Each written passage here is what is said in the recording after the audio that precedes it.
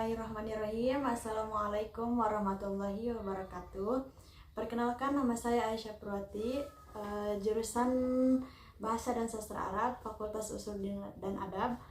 Di sini saya akan menjelaskan tentang kaidah nahwu, ijma, qiyas, dan istishab.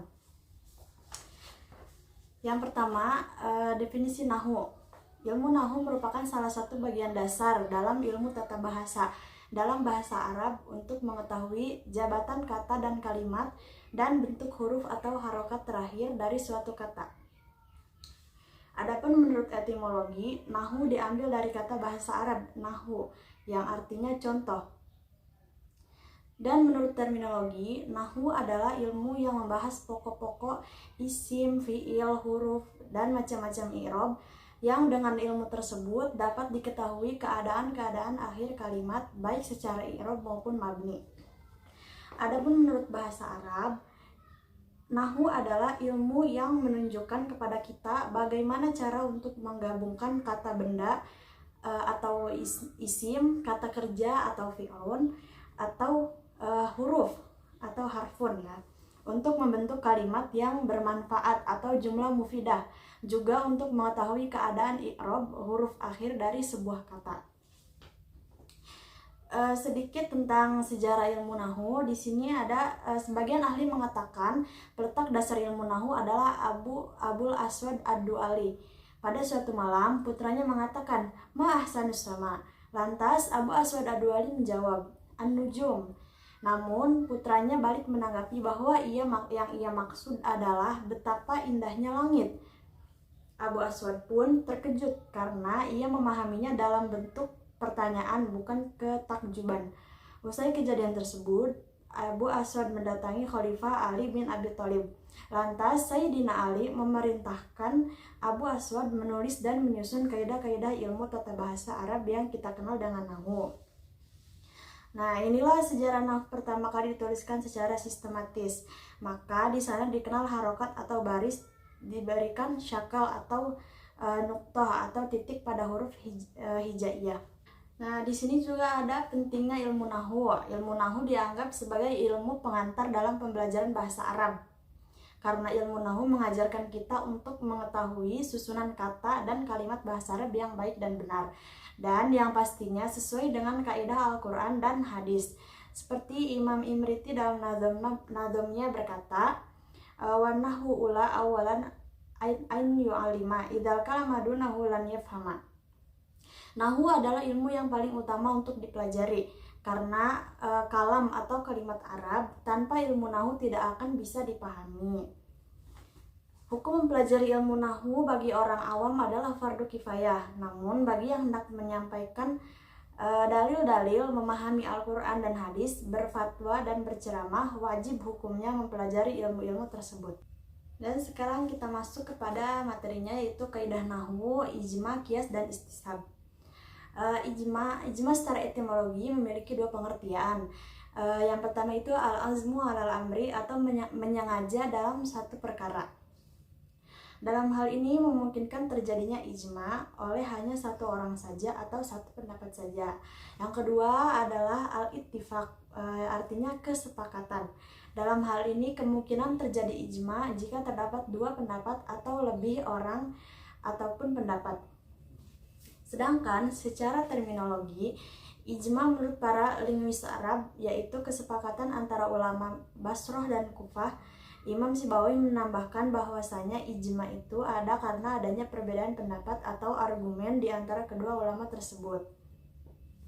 Adapun menurut ulama usul, terdapat perbedaan antara ijma hukum syar'i dan ijma lugawi. Adapun ijma hukum syar'i dalam ruang lingkup halal dan haram, kewajiban dan larangan. Sedangkan ijma lugawi berbicara tentang kaidah-kaidah kebahasaan seperti hukum jar khusus untuk kata benda isim. Tidak ada jar untuk kata kerja fi'il. Pada ilmu usul fiqh, ijma menurut terminologi adalah kesepakatan semua mujtahid di kalangan umat Islam pada masa-masa setelah wafatnya Rasulullah tentang suatu keputusan hukum dalam suatu peristiwa. Mengiblat definisi yang dipaparkan oleh Ibnu Jini dalam kitabnya Al-Khosais, al-ijma'u huwa ijma'u ahlul baladainil Basrah wal Kufah wa huwa hujjatun idza antaqa khismuka yadahu alla taqulu fil mansus wal muqayyas 'alal mansus. Fa amma in lam yu'id yadahu bidzalika fala yakunu ijma'uhum hujjatan 'alaihi. Yang artinya itu kesepakatan ulama dua kota yakni Basra dan Kufah, dan kesepakatan itu boleh menjadi hujah bila orang lain mengakui bahwa hal itu tidak bertentangan dengan nas dan yang dikiaskan kepada nas. Namun bila tidak ada pengakuan, maka ijma tersebut tidak dapat dihujahkan. Dan ikhtilaf ulama dan produk nahunya itu contohnya dari ulama Kufah bersepakat bahwa mubtada merofakkan khobar dan khobar merofakkan khobar, contohnya Zaidun akhuka. Ulama Basra bersepakat bahwa mubtada rofa karena dia adalah ibtida, sedangkan khobar berbeda. Ada yang berpendapat bahwa dia rofa karena ibtida saja, dan yang lainnya ada yang berpendapat bahwa dia rofa karena ibtida dan mubtada bersamaan. Dan pendapat yang lain juga bahwa dia rofa dengan mubtada dan mubtada rofa karena dia adalah ibtida. Kaidah yang kedua adalah kias. Para ahli bahasa klasik mendefinisikan kias secara terminologi dengan teknik merinci atau memisahkan sesuatu, membuat cabang, membelokkan sesuatu, dan membuat sesuatu menjadi kompleks. Adapun menurut Al-Anbari, kias merupakan metode yang paling banyak digunakan di dalam ilmu nahwu dan takwil dalam rangka memecahkan masalah-masalah kebahasaan yang muncul. Berdasarkan hal tersebut, ia mendefinisikan nahwu dengan ilmu yang membahas tentang analogi-analogi atau al-muqayyas yang diperoleh dari kalam Arab. Maka siapa saja yang mengingkari kias, pada dasarnya ia telah mengingkari nahwu, karena nahwu pada hakikatnya adalah kias. Sedangkan dalam fikih adalah menyangkutkan kejadian yang belum ada kepada kejadian yang sudah ada dalilnya. Di hukum yang disebutkan dalam nas untuk menyamakan dua kejadian yang dalam dalil putusannya. Nahwu merupakan sebuah ilmu tentang norma-norma atau kaidah-kaidah yang disimpulkan melalui induksi perkataan orang Arab. Maka kias dipandang sebagai metodenya yang paling utama. Bahkan menurut Al-Kisai, nahwu itu merupakan kias yang diikuti atau dipedoman. Ikhtilaf ulama dan produk nahunya.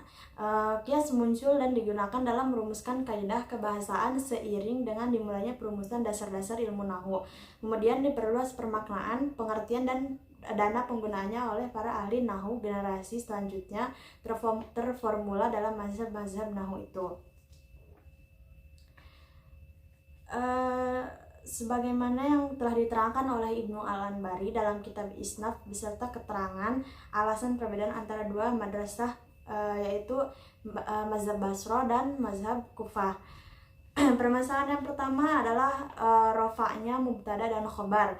Menurut nahwu Basra, mubtada dirofakkan karena ibtidanya, sedangkan menurut nahwu Kufah, mubtada dirofakkan khobar merofakkan mubtada. Dan yang kedua ada takdimul khobar atas mubtada. Nahwu Basra itu tidak memperbolehkan takdimul khobar atas mubtada, sedangkan nahwu Kufah itu membolehkannya. Yang ketiga adalah asal mula tasrif.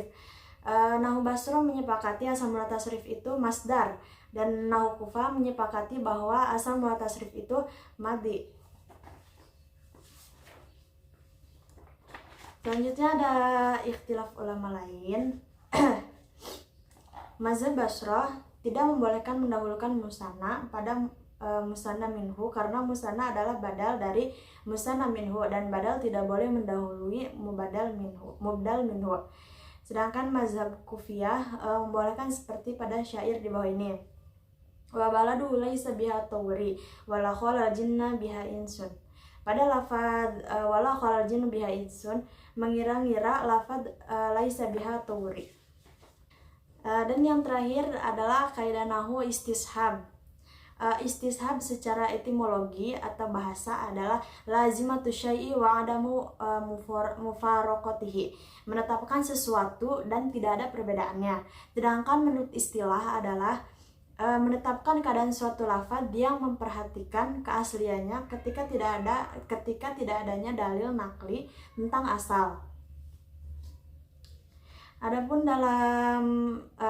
Al-Anbari mengatakan bahwasanya al-istishab dan adalah metode pengembalian argumen dalil nahwu yang diakui mu'tabar, akan tetapi merupakan dalil yang terlemah. Sesuai dengan namanya, konsep istishab berkaitan erat dengan ide tentang al-asal, karena beristishab dalam rumusan kaidah nahwu berarti merujuk kepada asal.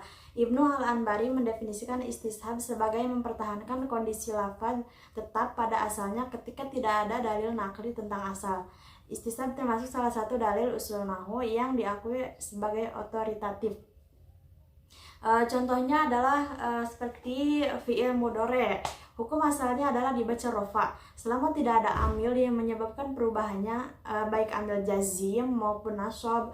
Misalnya jika didahului amil nawasib, maka hukum fi'il mudhari yang semula rofa berubah menjadi nasab dan seterusnya. Adapun hukum asal bina itu adalah sukun kecuali jika ada yang mewajibkannya berharokat. Asal pada huruf qad adalah untuk menyatakan ketetapan. Pada asalnya memasuki fi'il madi. Contoh, qad aflahal mu'minun. Sesungguhnya beruntunglah orang-orang yang beriman. Yang produk nahwu para ulama yang lain, contohnya lakinna antara mufrad dan murakkab. Dalam kasus ini terdapat 4 argumen. Yang Mazhab Basra berpendapat bahwasanya lakinna itu mufrad yang terdiri dari 5 huruf. Yang kedua itu mazhab Kufah berpendapat bahwasanya lakinna itu murakkab. Lakinna tersusun dari lam dan inna yang diselai dengan kaf zaidah menjadi lakainna. Kemudian kasroh hamzahnya lafaz inna dipindah ke kaf, kemudian diiringkan sehingga menjadi lakinna. Sebagian ulama nahwu ada pula yang berpendapat bahwasanya lakinna berasal dari la dan kainna, sebagaimana pendapatnya As-Su'aili. Sedangkan ada juga yang berpendapat bahwasanya lakinna berasal dari lam dan kun yang dalam bahasa Al-Aromiyah artinya hakada, sehingga arti lakin adalah laisa kada. Dan ada juga yang berpendapat bahwasanya tidak ada perbedaan arti dari lafaz lakinna yang ditasdid maupun lakin yang disukun nunnya. Begitulah penjelasan tentang kaidah nahwu, ijma, qiyas, dan istishab. Dan lebihnya mohon maaf. Saya pamit undur diri. Wassalamualaikum warahmatullahi wabarakatuh.